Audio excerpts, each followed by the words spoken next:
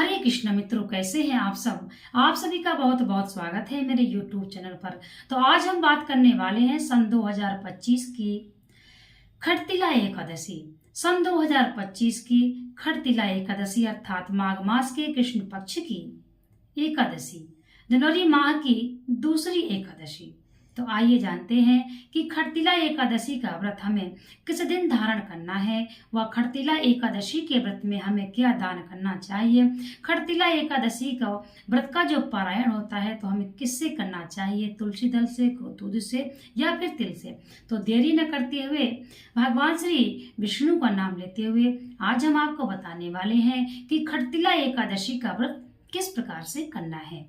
तो सबसे पहले खटतिला एकादशी की आप सभी को बहुत बहुत शुभकामनाएं। अब हम बात करते हैं खटतिला एकादशी कब से प्रारंभ हो रही है। 24 तारीख को सुबह 7:30 बजे से खटतिला एकादशी आ रही है। इसलिए साधारण सी बात है कि जब 7:30 बजे से एकादशी आ रही है 24 तारीख को, तो दशमी युक्त है और शास्त्रों के अनुसार दशमी युक्त एकादशी का व्रत धारण करने से पाप लग जाता है, व्रत हमारा खंडित हो जाता है। इसीलिए दशमी युक्त एकादशी व्रत मानी गई है। तो हमको उदया तिथि के अनुसार एवं द्वादशी युक्त ही एकादशी का व्रत धारण करना चाहिए। तो खटतिला एकादशी का जो व्रत है वह आप सभी को, स्मार्ट वालों को, सभी को 25 जनवरी सन 2025 दिन शनिवार को ही व्रत धारण करना है। खटतिला एकादशी का जो व्रत है वह आप सभी को 25 जनवरी को ही धारण करना है, दिन शनिवार रहेगा। तो यह बात क्लियर हो गई कि जो खटतिला एकादशी का व्रत है वह हमको 25 जनवरी दिन शनिवार को धारण करना है। दोस्तों, आप बात करते हैं कि खटतिला एकादशी में हमें क्या करना चाहिए। जैसा इसका नाम है खटतिला एकादशी, वैसा ही इसका प्रभाव है। खटतिला एकादशी का मतलब है कि 6 प्रकार से हमें तिलों का उपयोग करना है और दान भी करना है। तो सबसे पहले हमको तिल का उपयोग कैसे करना है। सबसे पहले जब आप ब्रह्म मुहूर्त में स्नान करते हैं एकादशी के दिन, तो आपको तिल का उबटन लगाना चाहिए। आप तिल को पीसकर थोड़ा सा लेप बना लें और अपने शरीर में उस उबटन को लगा करके स्नान करें। उससे क्या होता है, एक तो हमारे पाप नष्ट होते हैं, दूसरा हमारे शरीर के जितने भी चर्म रोग संबंधित कोई भी रोग है, परेशानी है, वह नष्ट हो जाती है और हमें मोक्ष भी प्राप्त होता है। यदि आप पीसकर लगाने में समर्थ नहीं है तो आप जल में तिल डाल करके स्नान करें। अब हमें सफेद तिल डालना है जल में या काला तिल। देखिए, स्नान करने के लिए आपको काला तिल का उपयोग करना है जब आप लेप लगाते हैं या फिर आप जल में डालते हैं। अगर आपके पास नहीं है काला तिल, आप व्यवस्था है, तब आप सफेद तिल भी ले सकते हैं, कोई दिक्कत नहीं है, कोई वर्जित नहीं है। अब एक बार तो हमारा यह प्रयोग हो गया। अब दूसरी बार हमें कैसे प्रयोग करना है। जब आप स्नान करते हैं तो आप सबसे पहले भगवान सूर्य देव को अर्घ्य देते हैं। तो उस जल में सूर्य देव को जब आप अर्घ्य देंगे, तब आप उस जल में तिल डाल करके भगवान सूर्य देव को अर्घ्य दें। उससे क्या होगा, हमारे पितरों को शांति मिलेगी, हमारे पितरों को मोक्ष मिलेगा और हमारी सभी कामनाएं पूर्ण हो जाएंगी। जब हमारे पितर हमसे संतुष्ट होते हैं, हमारे पितर सुखी होते हैं, दुखित नहीं होते हैं, तब हमारे जीवन में सफलता ही सफलता आती है। इसीलिए सबसे जो मेन बात है कि हमारे पितर प्रसन्न होना चाहिए। हमारे ऊपर किसी प्रकार का पितृ दोष नहीं होना चाहिए, हमारे पितरों का प्रसन्न होना अति आवश्यक है।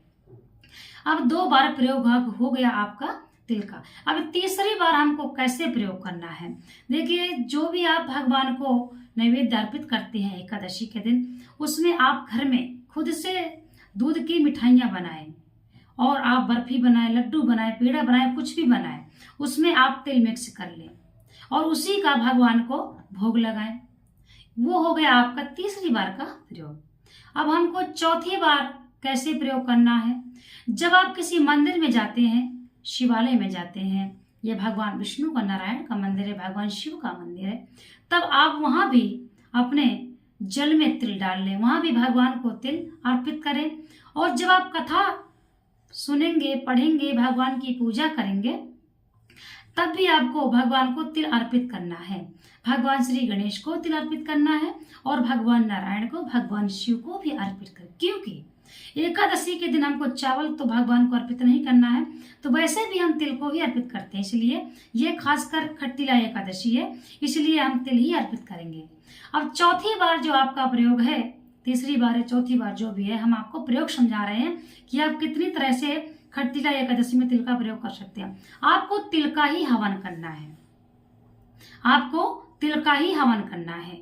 उस दिन सामग्री का हवन नहीं करना चाहिए, क्योंकि सामग्री में बहुत अन्न मिक्स होता है। उसमें क्या मिक्स है, जो आप मार्केट से लाते हैं पैकेट वाला, उसमें भी कुछ पता नहीं होता। इसलिए बिल्कुल आप सामग्री का हवन ना करें, या तो आप घी का हवन करें, गुड़ का ऐसे मिक्स करके हवन करें, यानी कि फलाहार आप हवन कर सकते हैं। तो एकादशी के दिन आप घी, गुड़ और तिल का हवन करें, ठीक है। आपका लमसम 5वीं बार ये उपयोग हो गया। अब आप तिल का दान करें। जैसे ब्राह्मण है तो आप जब तिल की मिठाइयां बनाए तिल मिक्स करके, तो उसमें आप ब्राह्मण को तिल का दान दें। इस प्रकार से आपको तिल का उपयोग करना है। और जब आप खट्टिला एकादशी का पारायण करेंगे द्वादशी के दिन, तो इस बार जो खट्टिला एकादशी का पारायण वह गौ के दूध से बतलाया गया है। या फिर आप जो भगवान को प्रसाद अर्पित करेंगे, भगवान को जो आप नैवेद्य अर्पित करेंगे, तिल का बना हुआ जो आप मिष्ठान भगवान को अर्पित करेंगे एकादशी के दिन, वही आप द्वादशी के दिन आप वो रखे रहिए। तिल जो आप जिसमें आप तिल अर्पित करेंगे भगवान को, मिठाइयां अर्पित करेंगे, वह आप एकादशी के दिन नहीं खाएं। आप द्वादशी के दिन तिल का पारायण करें, कब? ब्राह्मण को दान दे करके। तो वह आप रख लीजिए और द्वादशी के दिन आप उसी भगवान के प्रसाद से, तिल के प्रसाद से भगवान को वो आप तिल के पारायण करें। गौ का दूध है, तुलसी के पत्ते से और तिल के मिष्ठान से आप खट्टिला एकादशी का पारायण करें। ब्राह्मण को तिल का दान देना अनिवार्य है और सूर्य भगवान को जल में तिल डाल करके देना अनिवार्य है। ब्रह्म मुहूर्त में स्नान करना चाहिए एकादशी के दिन, यह आप जान लीजिए। तो एकादशी का जो तिल का उपयोग है वह हमने आपको विधिवत बताया है। खट्टिला एकादशी अर्थात 6 प्रकार से हमें तिलों का उपयोग करना है, दान सहित। अब दूसरी बात क्या है कि एकादशी यदि आप व्रत करते हैं, जो भी मेरे भाई बंधु, मेरी माताएं बहनें करते हैं, जो भी मेरे बच्चे करते हैं, क्योंकि 8 वर्ष की आयु से लेकर के बच्चों को एकादशी का व्रत आरंभ करवा दें, उनके सभी के लिए मैं सावधानी बता रही हूँ कि दशमी के दिन से ही आपको खट्टिला एकादशी का किस प्रकार से नियम करना है। देखिए, सूर्यास्त के बाद दशमी के दिन जब सूर्यास्त हो जाता है, तब फिर आपको भोजन नहीं करना चाहिए। इसीलिए सूर्यास्त के पहले पहले आप भोजन कर लें और अपने कंठ को शुद्ध कर लें दशमी के दिन सूर्यास्त के पहले ही, और सोते समय एक बार अपने कंठ को शुद्ध करके सो जाए। प्रातः जब आप उठे तब आप स्नान करें और जो भी नियम है एकादशी का वह करें। तो दशमी के दिन हमें किस चीज को त्याग देना है? बिल्कुल भी वर्जित है। अगर यह आप दशमी के दिन अर्थात एकादशी के एक दिन पहले अगर यह चीजें आप खा लेते हैं तो आप व्रत धारण करने योग्य नहीं है, क्योंकि यह सब कुछ बतलाया गया है। तो हमें दशमी के दिन क्या करना है? मसूर की दाल नहीं खाना है, सोयाबीन नहीं खाना है, लहसुन प्याज तामसिक वस्तुएं नहीं खाना है, ठीक है। चावल बिल्कुल भी नहीं खाना है दशमी के दिन से यह पहरे। और दूसरा, ब्रह्मचर्य का हमें पालन करना है। जो भी सुहागवती महिलाएं हैं उनको दशमी के दिन ही अपने बाल धुल लेना चाहिए, सर धुलने चाहिए, क्योंकि एकादशी के दिन सर नहीं धुलना चाहिए सुहागवती स्त्रियों को। यदि दशमी के दिन रविवार पड़ रहा है तो आप नवमी के दिन से ही पालन करें और नवमी के दिन आप बाल धुल सकते हैं। अब दूसरी बात और, क्योंकि शनिवार को बाल नहीं धोना चाहिए। यदि दशमी के दिन शनिवार पड़ रहा है, शनिवार पड़ रहा है दशमी के दिन, तो आप नवमी के दिन बाल धुलें, सुहागिन जो भी स्त्रियां हैं। और यदि मंगलवार पड़ रहा है दशमी के दिन तो आप सोमवार को बेशक धुल सकते हैं और ब्रह्मचर्य का पालन करें। तो इस बात का आप विशेष ध्यान रखें। अब बहुत सी महिलाएं हैं जो एकादशी के दिन दातून तोड़ती हैं कि आज कोलगेट मंजन नहीं करना, पेस्ट नहीं करना किसी प्रकार का, तो एकादशी के दिन ही पेड़ में जाकर दातून तोड़ते हैं। तो ये गलत है, क्योंकि एकादशी के जो नियम है उस नियमों के अनुसार बताया गया है कि एकादशी के दिन हमें किसी वृक्ष का पत्ता भी नहीं तोड़ना है। तब आप वृक्ष की दतून नहीं तोड़ सकते हैं। यह बताया गया है कि आम के पत्ते आप जो नीचे गिरे हुए हों उनको आप उठा करके उनसे आप कंठ शुद्ध कर लें, परंतु तोड़े नहीं। बेलपत्र भी यदि आप अर्पित करना है आपको एकादशी के दिन, तो आप एक दिन पहले ही तोड़ लें। जब हमें एकादशी के नियम के पालन में यह बताया गया है कि किसी वृक्ष के पत्ता या किसी वृक्ष से हमें लकड़ी भी नहीं तोड़नी है, तो फिर हमको बेलपत्र भी एक दिन पहले ही तोड़ना चाहिए। तो दशमी के दिन भी बेलपत्र नहीं तोड़ा जाता है, इसलिए एक दिन पहले और तोड़ लें। नवमी के दिन तोड़ लें। यदि संभव नहीं है तो आप शिव मंदिर में जाएं, आपके पास शिवालय होगा, वहां पर जाएं। आपको वहां पर भगवान शिव पर बेलपत्र कभी अशुद्ध नहीं होता है, बेलपत्र कभी अशुद्ध नहीं होता है। यहाँ तक कि 6 महीने तक भी बेलपत्र हम अर्पित कर सकते हैं भगवान को। तो भगवान भोलेनाथ से वहां पर निवेदन करें, भगवान भोलेनाथ से बेलपत्र मांग लें और उसी को दोबारा से धुल के उसी में चंदन से राम लिखें। और उस दिन एकादशी रहेगा तो कोई जो माताएं बहनें चावल चिपकाती हैं बेलपत्र में, तो चावल नहीं चिपकाना है, तेल बेशक आप उसमें चिपका सकती हैं। चंदन से भगवान श्री राम का नाम लेकर के एकादशी के दिन भगवान शिव को जो कोई बेलपत्र अर्पित करता है उसे मोक्ष की प्राप्ति होती है और भगवान नारायण बहुत प्रसन्न होते हैं। जब हम भगवान शिव की सेवा करते हैं तो भगवान नारायण हमसे बहुत प्रसन्न होते हैं, और जब हम भगवान नारायण की सेवा करते हैं तो भगवान शिव हमसे अत्यंत प्रसन्न होते हैं, क्योंकि भगवान शिव नारायण को अपना गुरु मानते हैं और नारायण भगवान शिव को। इसीलिए दोनों की आराधना करें, बात एक ही है, शिव और नारायण एक ही है, किसी में भेदभाव नहीं है। तो अब बात करते हैं कि खरतिला एकादशी के दिन हमें क्या करना चाहिए। खरतिला एकादशी के दिन हमको ब्रह्म मुहूर्त में उठ करके सूर्य भगवान को जल दें और मंदिर में जाएं, वहां पर भी तिल से ही भगवान की पूजा करें। घर में अपने आकर के विद्युत भगवान की पूजा करें, तिल से हवन करें, भगवान का कथा सुने, आरती करें।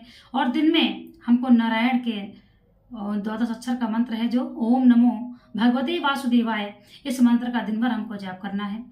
बेफालतू के लोगों से बात नहीं करना है, नास्तिक लोगों से बात नहीं करना है, जिसने गुरु बदल लिया हो उससे बात नहीं करना है।